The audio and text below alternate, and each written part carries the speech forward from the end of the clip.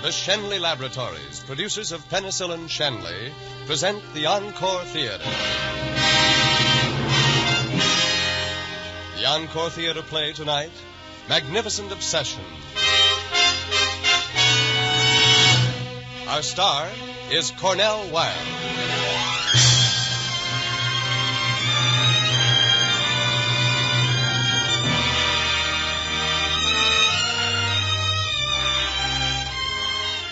Tonight, Shenley Laboratories present the first in a new series of great dramatic programs. Some of our stories are fact, the struggles and accomplishments of great men of medicine.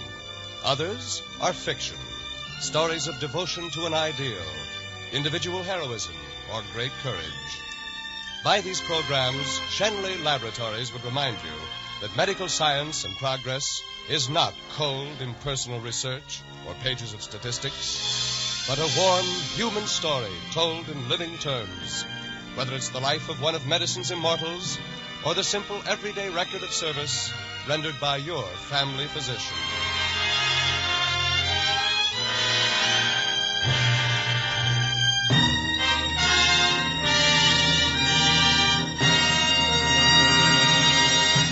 And now, the Encore Theater presents Magnificent Obsession, starring Cornell Wilde as Dr. Robert Merrick and Lorene Tuttle as Helen Hudson.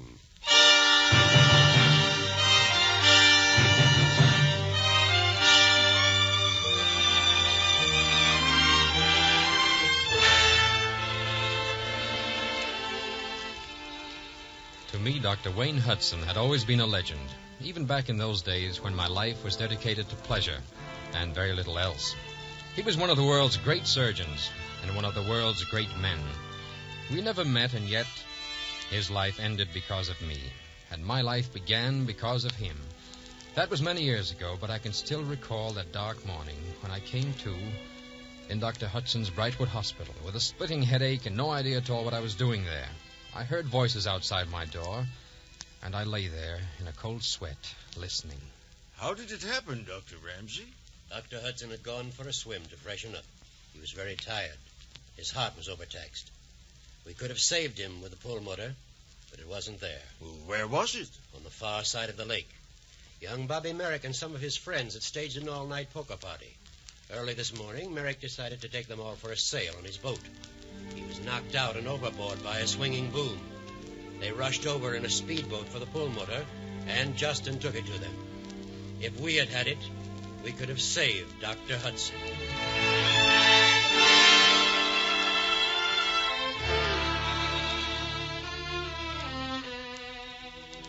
We could have saved Dr. Hudson. We could have saved Dr. Hudson. I lay there for days with those words lashing at me. I saw them in the eyes of the people who came to see me. I saw them in the eyes of the nurses and the doctors. When I began to think, I'll never escape them. Every time I read a death notice, I think, could Dr. Hudson have saved that life? And at last I couldn't stand it anymore, and I cornered Nancy Ashford, the head nurse. Look, Mrs. Ashford, I'd like to ask you something, and I'd like to have you ask yourself the same question. Is it my fault that my life was saved and young Dr. Hudson was drowned? How did you know? Nurses are always under strict orders not to tell. No, the nurses didn't tell me, but I have ears and I have eyes, unfortunately. You're all asking yourself, what right have I to be alive and Dr. Hudson dead? No. Well, I'm asking myself that. I know my life isn't worth his. Dr. Hudson wouldn't want you to feel that way. No? Well, how would Dr. Hudson want me to feel? I think Dr. Hudson would say that if you felt responsible for the loss of a man, then you'd better find a way to make up for that loss. Well, that's a pretty big order, sister. Yes, Mr. Merrick. That is a pretty big order.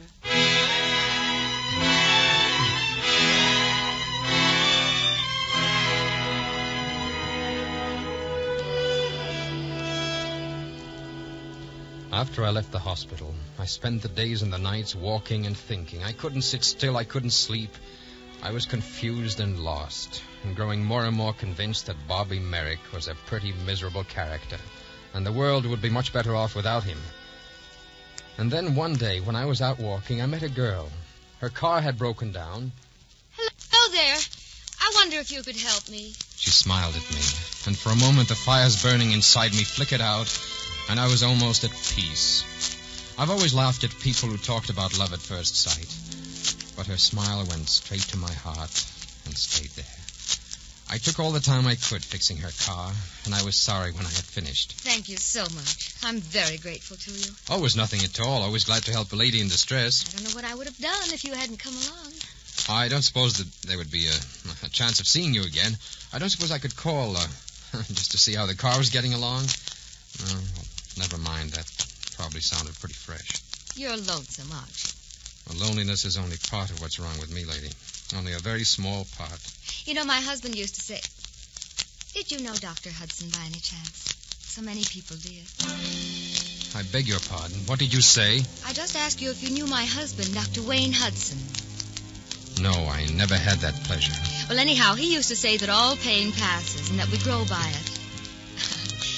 Well, I'm not going to preach a sermon. Can I give you a lift? No, thank you, Mrs. Hudson. Good night. Wait a minute, aren't you going to tell me your name? Oh, sure, why not? The name's Merrick, Mrs. Hudson. Bobby Merrick.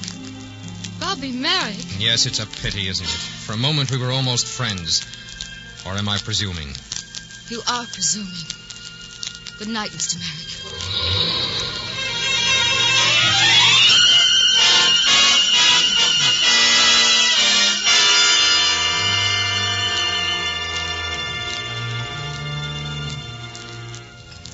I stood there watching her car disappear over the hill, feeling as though I had been slammed against the earth until every nerve was bleeding.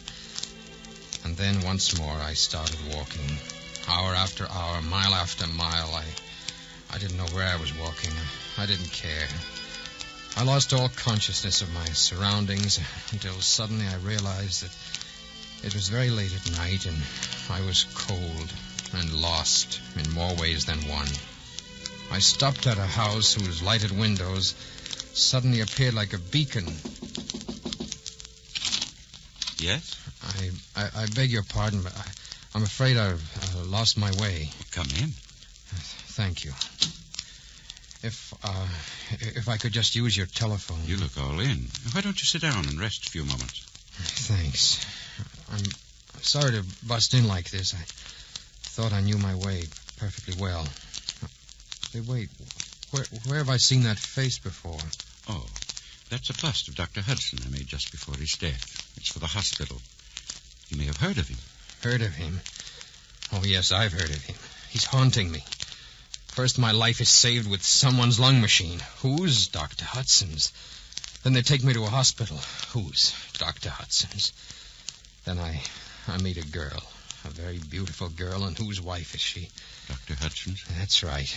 Then I come here to borrow a telephone. There he is again. He's haunting me. He's haunting me. I see. You're old Mr. Merrick's grandson. Yes, that's me. Bobby Merrick. A name that will go down in infamy. A name that will go down. Now, you go right to sleep, Mr. Merrick, and in the morning we'll have a long talk. I've been wanting to talk to you for some time.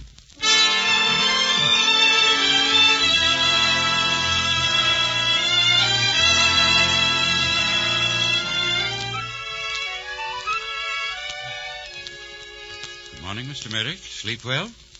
Oh, I beg your pardon. Would you mind telling me where I am? You're in my house, on my couch, as a matter of fact. My name is Randolph. I'm a sculptor. Oh, well, of course, that accounts for everything. Yeah. Have some coffee while we talk. Thanks. I hope I didn't cause you any trouble last night. Not at all. When I learned you were a friend of Dr. Hudson's, I was glad to be of any service I could. I'm sorry, but I can't claim any sort of friendship with Dr. Hudson. Dr. Hudson was everyone's friend. I think you should know a little about him and a magnificent obsession of his. If it wasn't for him, I wouldn't be a sculptor. You see, Dr. Hudson taught me how to use my life, how to make contact with the source of infinite power. The what? The power that keeps the world and the stars spinning through infinite space. It applies to humans, too, and once you establish contact with that powerhouse, you can fulfill your destiny. Well, I'm afraid this is all a little beyond me. There's no reason why it should be. Christ originated the science of generating human power, and so successfully did he practice it that he's more alive today than he was over 1,900 years ago. Well, supposing there is such a power, how do you establish contact with it? All you do is go out, find people who need help, and help them. Only it has to be done in absolute secrecy, and you must never let anyone know about it. Dr. Hudson lived by that doctrine. If you took it up, that would be one way of making up his laws. And there's another thing you might take up. What's that? His profession.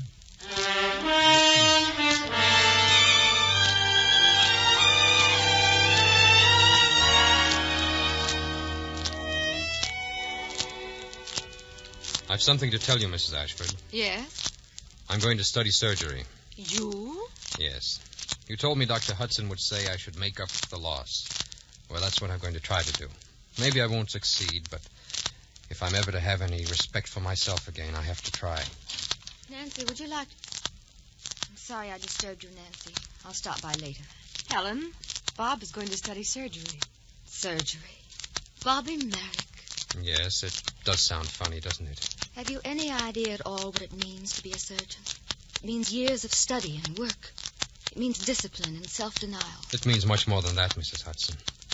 It means being able to look people in the eye again and to sleep at night. It means being able to look at some people and think, I have eased your pain, and at others and think, with God's help, I've given you years to live. It means being able to look at your hands and know that there's life in them and healing, and that you're earning your place in this world. Where did you learn all that? From Dr. Hudson. Yes. For a moment you sounded like him. She stood looking at me for a moment, and then she reached out her hand, and I took it. And once again, for that moment, we were friends. I asked if I could drive her home, and she said yes. And a lot of things seemed to be beginning, but they came to a quick end. It was my fault. She wanted to go straight home, but I was so happy to be with her that I went in the opposite direction. She was angry with me then. And when we came to a stoplight, before I could do anything, she jumped from the car. What happened then is still a confused, blurred thing. Helen, wait a moment. Helen!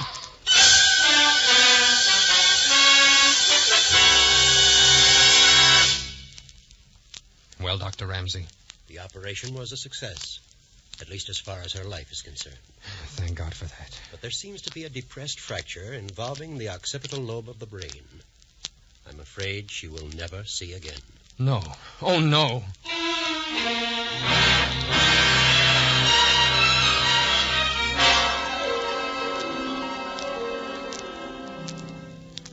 She will never see again. She will never see again. The words branded themselves into my brain. They were always there through the days that became weeks, the weeks that became months, months that gradually grouped themselves into years. I went on with my studies, always searching desperately for the thing that might restore Helen's sight. I tried to watch over her from a distance. Bob, as your lawyer, I must tell you that Helen Hudson's stocks aren't worth the paper they're printed on. All right, replace her bad stocks and bonds with some of my good ones. What? She must have a steady income. I heard from Dr. Richard this morning. 5 of the specialists we wrote to have agreed to meet in Paris. Good. Hey, what time is it? Well, it's about 2. Why? Oh, I've got to get to the park. The park? Yes, I go there every day at this time. Well, this is certainly a switch on the old Merrick. You bet it is.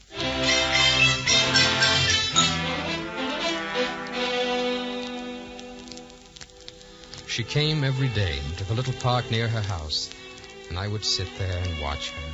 She brought her Braille books with her, and she would sit there and study. It was a long time before I had an opportunity to speak to her, but at last one day she dropped her book, and I was able to pick it up and hand it to her. Here's your book. Oh, thank you. I didn't realize anyone was near. I was studying my lesson. Would you let me coach? Oh, I couldn't do that. I'd be embarrassed learning my ABCs with a grown-up. It won't be long before you'll be reading Shakespeare. Did you know they have him in Braille now? Yes, I did. But how do you know? Well, I'm interested in the Braille system. Oh? Are you a doctor? A fledgling doctor. Really? What did you say your name was, Doctor? Robert. Oh, Dr. Robert. I'm Mrs. Hudson, Doctor. Thank you so much for your courtesy. I must be going now. Will you be here tomorrow? Yes, I come here every day. Well, I'll be waiting for you.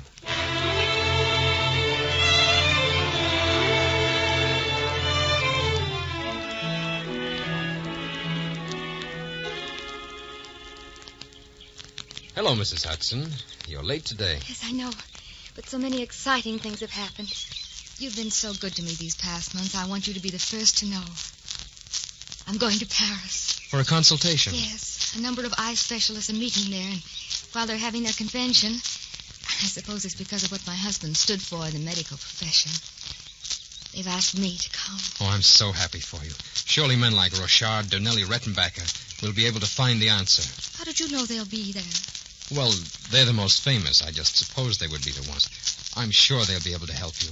Oh, I just can't tell you what it means to me. There's so many things I'm so hungry to see again. You'll see them. And I'll tell you something else. I'm very anxious to see you. All these months knowing you. Yes, I'm very anxious to see you.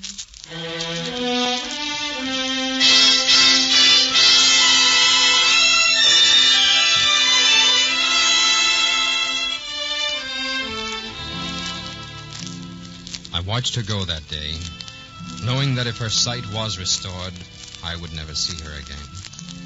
And I wished that somehow, some way I had managed to say to her, I love you. If there's ever to be a woman for me, it can only be you. And suddenly I was very cold, and I walked away along a lonely street.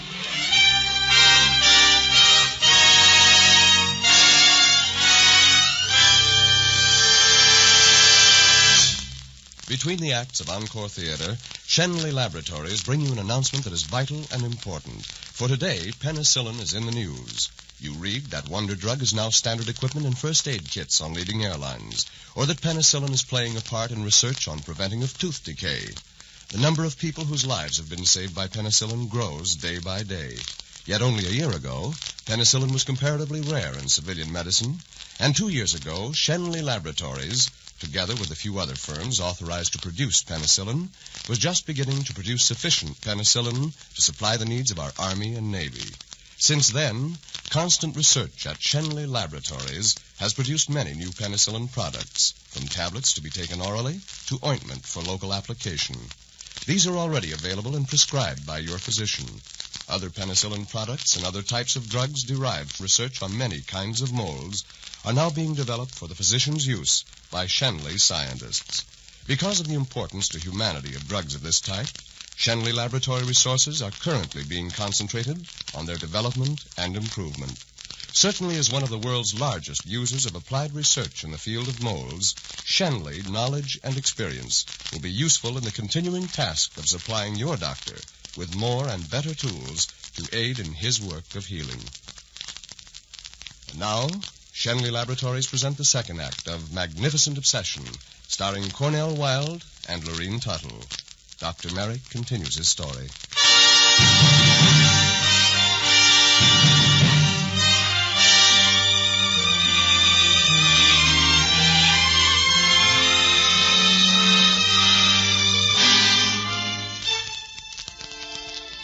Helen went to Paris for the consultation. I followed her there. I was in that consultation room, though Helen didn't know it. Now, Mrs. Hudson, just fix your eyes as though you were looking straight in front of you. Now then, please tell me if you see a little light. No. The day before yesterday, she had definite perception of light. You say you perceived light the other day, Mrs. Hudson. I think so. Yes. Which indicates slightly less trouble on one side of the brain than the other. Just rest for a few moments, Mrs. Hudson. Thank you.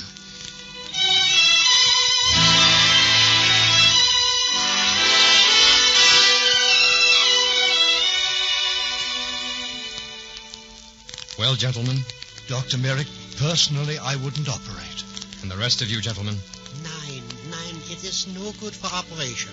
Every year we make new discoveries, Dr. Merrick. Perhaps next year or the following, we may be better able to help her. But right now, an operation is not the answer.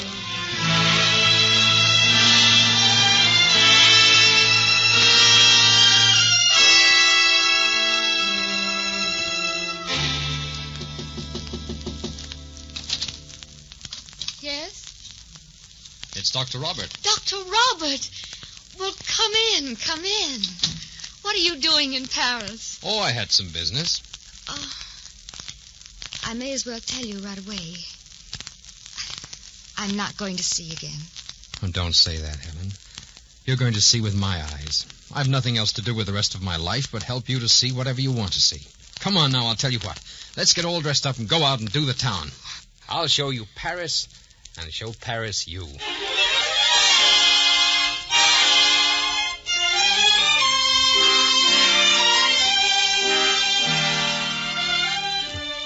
Have some popcorn.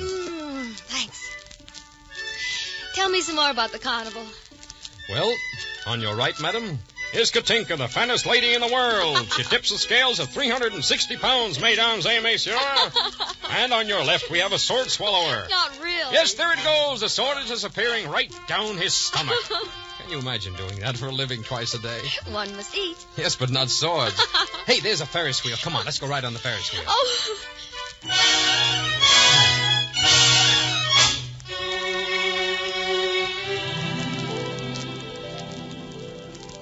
Where are we now? We're standing on top of a hill, and all Paris is at your feet. That music is coming from a little Italian inn down the hill away. Oh, it's lovely, isn't it? Makes you think of moonlight and gondolas and stars and romance. Will you marry me, Helen? Oh, this combination of moonlight and music can be a very heady, dangerous thing, can't it? Oh, don't. I've never been so serious about anything in my life. I wish I could say yes. I wish I could say, here is my life. Take it and let me be all things to you. But I can't say that. I haven't even half a life to give you. You can't enter my world. And I've lost my passport to yours. There's only one world. I wish that were true, Bobby Merrick. You know. I knew the first time you spoke to me. Oh, why didn't you say something? Why didn't I?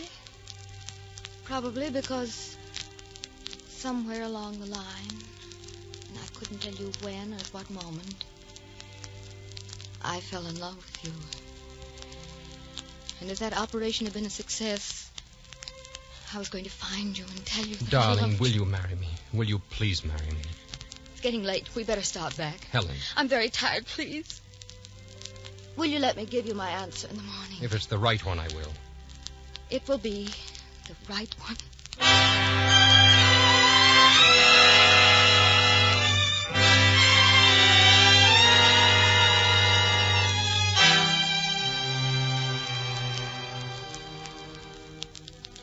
In the morning, there was a note for me at the hotel desk, and she was gone. She said, oh, it doesn't matter particularly what she said. She didn't want to be a burden. Thank you for the days we've had together. Thank you for your love and your devotion. Words. A few dozen of them that rattled emptily against my heart. So then I had nothing but my work. And while it was exciting and gratifying, as time went on, I was more and more lonely for the happiness that had eluded me. It was a long time before I returned to America, before I returned to take over Dr. Hudson's position at Brightwood Hospital. Dr. Merrick, this is a proud day for Brightwood Hospital. It's going to be a great pleasure working with you, sir. Thank you, Dr. Thomas. I tell you, it makes us feel pretty good to be a part of something that is constantly growing. Medicine and surgery have changed since I was your age, and they'll change more by the time you are mine. And always for the better. Hello, Bobby. Welcome home. Well, hello, Nancy, darling. You look wonderful. I hate to tear you away from all these compliments, but there's a Mr. Randolph waiting. If you could just see him for a moment. Oh, of course, I'll be glad to. Right over here. Mr. Randolph? Hello, Bob. Don't you remember me? I'm afraid You spent a night in my studio once. Of course, the sculptor. How are you, sir? Please sit down. It's good to see you again. You've come a long way. I've got a long way to go. You've become a great doctor at a very young age. And also, if I'm not mistaken, you've given with real generosity. Well, you did establish contact with a source of power, didn't you? You're mistaken about one thing, Mr. Randolph. I didn't give anything to better myself in any way. I've founded clinics, I've donated to medical research, but it was for one person only, who needed the kind of help that a doctor can give. Whatever I've been able to do was done in the hope that she might be one of those helped somewhere. Dr. Merrick, let me tell you what I've come to you about. Not long ago, I was in Virginia, and while I was there, I happened on a very unfortunate case. A woman who is blind. Blind? This blind woman, whom I want you to help, affords us the opportunity to complete a circle. She is Mrs. Hudson. Helen? Yes, she's critically ill. Helen! I'll go to her at once.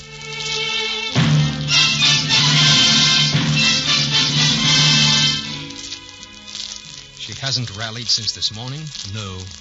All right. Prepare for the operation. We don't want to lose a minute if we can help it.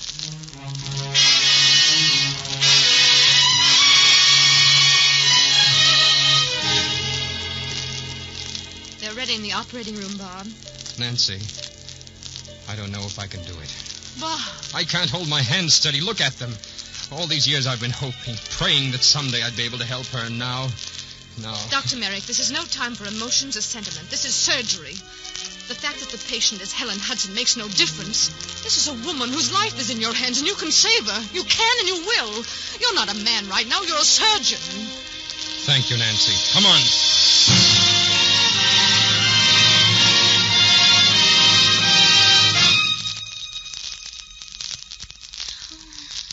Lie still, darling. Don't try to move. Bob? Yes, dear. It's very important for you to be perfectly quiet. Bob, you operated on me. Yes. My eyes? What about your eyes, darling? I think I can see. Just a little light. Are you sure? Yes. Yes, I am sure. What does it mean? It means that one day, very soon, you will be able to see again. Oh, Bob. You must go to sleep now, darling. You mustn't get excited today. Tomorrow? Bob, can I get excited tomorrow? Yes, darling. Tomorrow. Tomorrow is such a beautiful word. Tomorrow our world will begin again. And from now on, it's going to be the same world for both of us.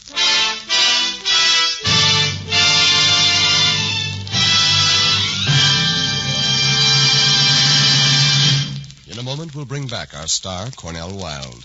But first, ladies and gentlemen, may we leave you with this thought. Shenley Laboratories, makers of penicillin, bring you this program in tribute not only to the famous men of medicine, but also to the one man whose responsibility is your health and welfare, your doctor. Today, your life expectancy is 15 years greater than that of your grandfather, and part of the credit belongs to your doctor. It is the purpose of Shenley Laboratories to aid by every means at our disposal the service rendered you by your physician. And now, ladies and gentlemen, Cornell Wilde. Words are magnificent instruments for the expression of thoughts and ideas, and simplicity is the soul of clarity. I can think of nothing at this time which better sums up the spirit of this Shenley Laboratories program than this simple prayer. The eternal providence has appointed me to watch over the life and death of all thy creatures. May I always see in the patient a fellow creature in pain. Grant me strength and opportunity, always to extend the domain of my craft. This is the prayer of the physician. It is ages old, yet today it is as new as the hope for a peaceful way of life for all the world. May we invite you to listen again next week at the same time when Shenley Laboratories presents The Life of Louis Pasteur, starring Paul Lucas, a great star in a great vehicle. Good night. Magnificent Obsession by Lloyd C. Douglas was produced and directed by William Lawrence and is broadcast through the courtesy of Universal Pictures, producers of Night in Paradise. The musical score was by Leith Stevens and the adaptation by Gene Holloway. Cornell Wilde appeared through the courtesy of 20th Century Fox and will soon be seen in their Technicolor production, Centennial Summer. This is Frank Graham speaking for Shenley Laboratories, producers of Penicillin Shenley, and inviting you to listen to the Encore Theater next Tuesday at the same time when you will hear Paul Lucas in the life of Louis Pasteur.